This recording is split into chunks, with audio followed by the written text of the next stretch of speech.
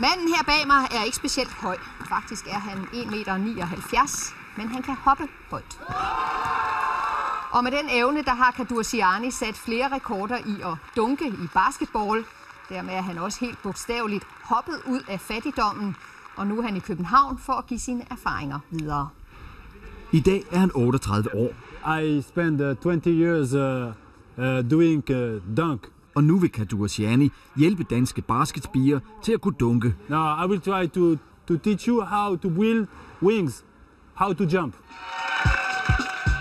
For hans egne vinger har hjulpet ham til at blive verdensberømt som den showbasketstjerne, der har fødderne højst over jorden, når han dunker. Faktisk over 1,5 meter. En rekord, der gør indtryk. Hvis jeg er heldig, kan jeg nå heroppe. Nogensinde du kommer derop, man? Måske. Det er øvelse. Og i Nørrebrohallen i København viser manden, der kaldes The Godfather of Dunk, ungdomsspillerne fra Stevnsgade Basketklub, et af de trick, han har øvet sig længe for at kunne udføre. Og der er én ting, der tæller, hvis man skal kunne sparke til en bold, der hænger i 3 meters højde. If you spend time, you will be talented.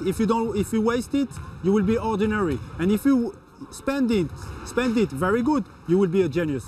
So it's hard to be a genius, like me. Og Giannis fokus på sporten hjalp ham selv videre fra en fattig barndom som en af 13 søskende i en algerisk indvandrerfamilie i Frankrig. You help her to don't be like okay? Nu vil Gianni også gerne motivere unge danskere til at bruge deres liv på sport i stedet for bare at drysse rundt. Og netop street og showbasket er en god disciplin for nutidens børn og unge. They need to promote themselves, like identity. They need to build their own signature. Though this sport is perfect. Og på Nørrebro har det været et perfekt besøg. Jeg synes, det var vildt. Det var pænt vildt. Altså, man kan fandme hoppe højt. Hvis man fokuserer rigtig meget, så ved man, at man kan mere. Så til sidst, så tror man, så til sidst kan man dunke. Og det er faktisk ret fedt. 1, 2, 3,